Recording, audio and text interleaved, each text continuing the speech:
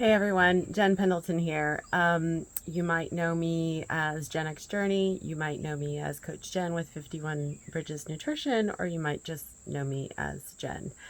But I've had more and more requests from people asking me to share a little bit more about my personal story, my journey, and I just thought I'd kind of off the cuff share with you where I've been and where I am today, and try to piece together a little bit how I got there without telling you the whole complete version. So here it goes. So the cliff notes of my childhood and being, I wouldn't even say I was really overweight, but I was aware from a very early age that certain foods were bad. In our house, we tried to eat healthy, and I remember as a kid being told to check cereal labels and different things for sugar content and things. Most of the women on my mom's side of the family have struggled with their weight, and so even though my mom didn't at the time when I was younger, I think we were attempting to be health conscious. So I remember having that memory, but I also remember we didn't have a lot of like sugary treats and things in the house, like Hostess Twinkies and things of that nature. And a lot of times when we'd go camping with my aunt and uncle or something, I would be so excited because I could eat Twinkies and Cookie Crisp cereal. And so those became like very precious things to me at a very early age when I could get them, and I thought about them a lot. So I don't know what it was, but very early on, food was an all-consuming thing for me. I didn't hide food or steal food, anything when I was younger, but the moment I got my driver's license in high school, I started my love affair with the drive-through. And I had been through a breakup and some other emo things you go through in high school, and stopped hanging out around friends quite as much. I was really looking forward to going to college and kind of a fresh start. And so, yeah, my long time love affair with eating alone in my car started at the McDonald's breakfast drive-through on my way to school every day. And so that to this day has been a struggle for me, being alone in my car on road trips and different things. I just want to eat. I want to eat all of my feelings away, my pain away. And not just eat a little bit. I started eating until I felt physical pain a lot of times. And I just think, I don't know, there wasn't even really one incident. I had most of life's ups and downs, breakups, disappointments, various things, divorce that I've been through.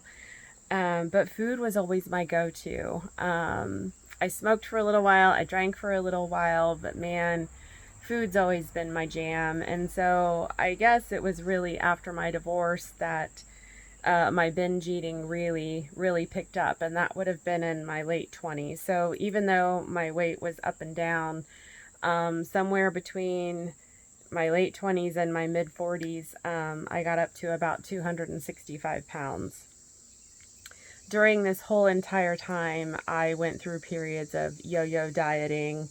I'd never really lose more than about 30 or 35 pounds, but I'd go through these periods of deprivation, only to be met by me completely reversing things and then eating so much, overeating just so much. I can't even tell you, from drive-through hopping to then going to like the drugstore and buying a couple of bags of candy that I would have in my desk, and then getting a milkshake on the way home, or maybe even a full meal before I'd go home to dinner and eat. I'm not entirely sure. I think I ate just to not feel my feelings at all. I think whether my feelings were good, bad, or indifferent, just feeling much of anything at all was something I wasn't accustomed to. And even after I got remarried and got happy, and everyone in my family was happy and healthy, food was still serving me in some interesting way that I don't even fully understand. And I will tell you, to this day, even after losing 115 pounds, it's still my go-to. It's still on my mind 24/7. And it's been a very interesting journey these past 5, almost 6 years now, that I have been on my steady decline and maintaining my weight now for almost 2 years. To think back of what changed, I really trust me, if I could tell you, like, I want to spend the rest of my life figuring out how to answer that question, first of all. But I think I think the first thing was that I had to remove my own limiting beliefs. I had failed so much at losing weight, feeling healthy, exercising, all the things that I saw myself doing. I would try for a little bit and stop. And then I realized that I labeled myself a diet failure at some point. And even when I started, it's like I knew I was a failure. So guess what? I failed. And I realized that my own self-fulfilling prophecies were not serving me.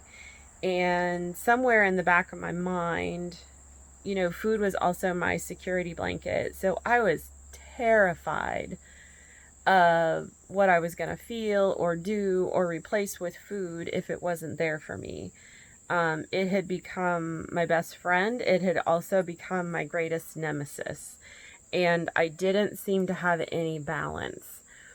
I was either overeating all the time and out of control, or I was depriving myself, and I approached diets in a way that was more punishment because I thought I was, I guess to this day I still feel different or weird, like my brain chemistry is different than other people. I don't know. But I've met a few other people that are like me, and that feels really great to know that you're not alone and somebody understands. So I had to realize I actually have this funny story. Actually, it's not funny at all, but I had my hundreds of diet books that I had read over the years on a shelf in our bedroom, and I remember looking over at those books one day, realizing that like every single one of those books had failed me. Like, it hadn't worked. Here I was up to 265 pounds, and I just decided that they all needed to go. I don't know what happened in that moment, but I think just seeing the magnitude of the books on the wall really shocked me for the first time. I'd walk by them. God, this is my bedroom. Like, how many times had I walked past them? And there was just a moment where I realized that this really had to be up to me. That, I'd read enough books and things to know that I pretty much knew what I needed to do. I just didn't want to do it. And I was afraid of failure. So the books went. I packed them all up, and I honestly wish I knew how much those books weighed, because they weighed a lot. And it's almost like I was the metaphor of me carrying those books to go to Goodwill. I mean, it's pretty ironic to think about the weight that I carried down those stairs and load up in the car and then took them to Goodwill and let it go.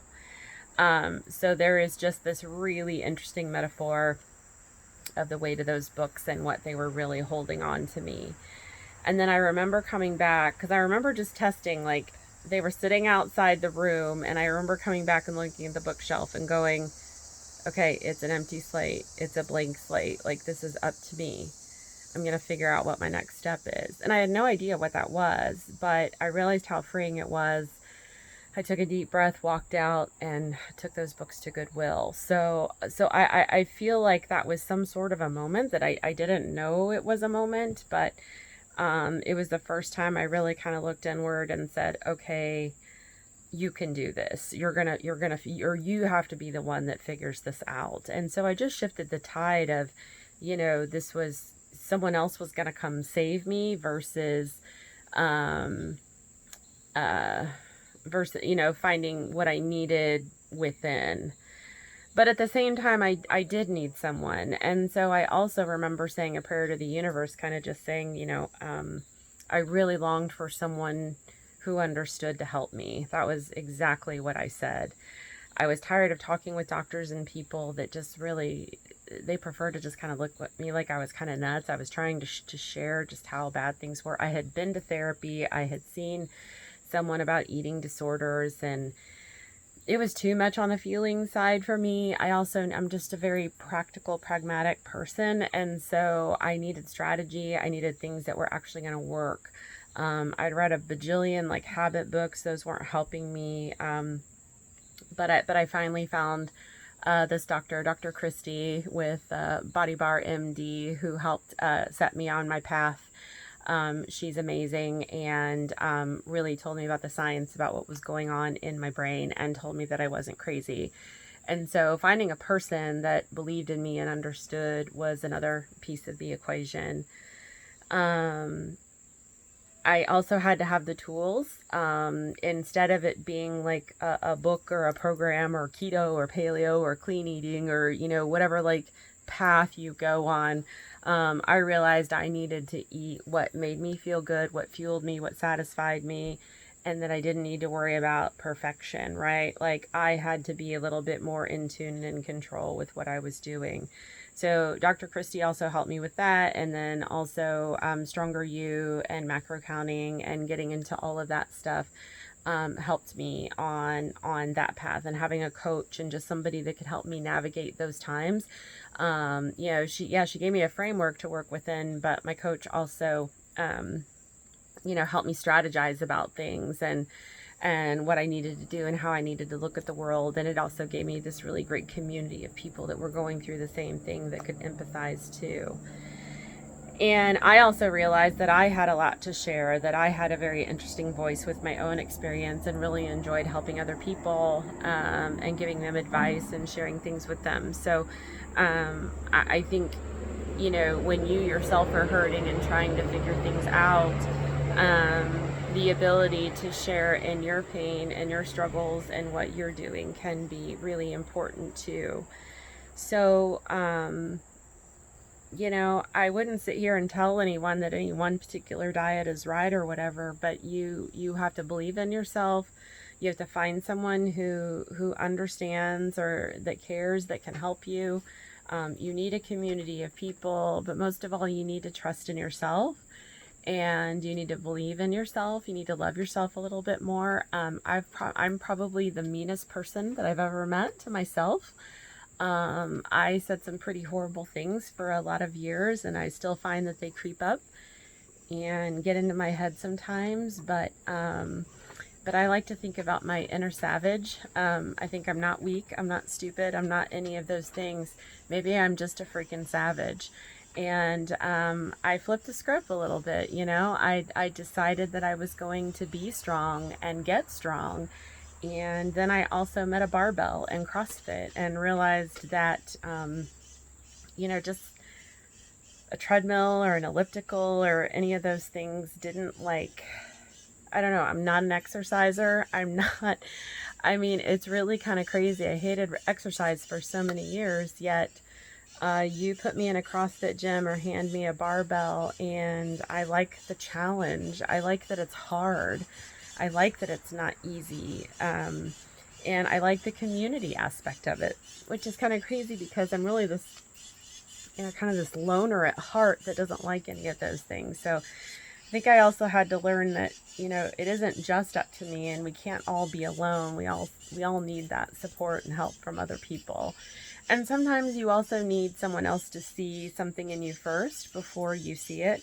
My CrossFit coach called us all athletes when we start. And, I was anything but an athlete when I started CrossFit. I certainly didn't look like an athlete. I probably looked like I got winded walking upstairs, which I probably did when I started CrossFit. So sometimes you just need that. And when someone sees that in you and you start calling yourself an athlete because your coach makes you, you start to become that. And so I think I've just learned more than anything how our own beliefs and the way we think and act and talk to ourselves really leads to what we're able to do. How we let people in, how we talk to people, how we trust our own selves, and how we act on things.